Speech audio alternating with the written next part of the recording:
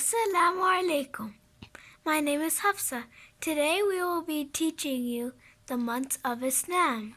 The first month of Islam is Muharram.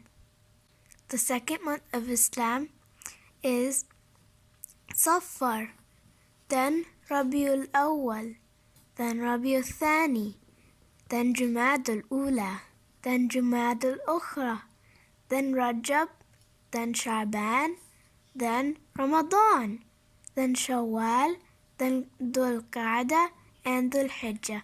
There are 12 months in the Islamic calendar. Now we can make a song out of it. Muharram, Safar, Rabiul Awwal, Rabiul Thani, these are the months of Islam. Jumadul Ula, Jumadul Ukhra, Rajab, and Sha'ban. Ramadan, Ramadan, Ramadan, and Shawwal, Dhul Qa'dah, and Dhul Hijjah. These are the months of Islam. Thank you for watching. Assalamu alaikum. Bye.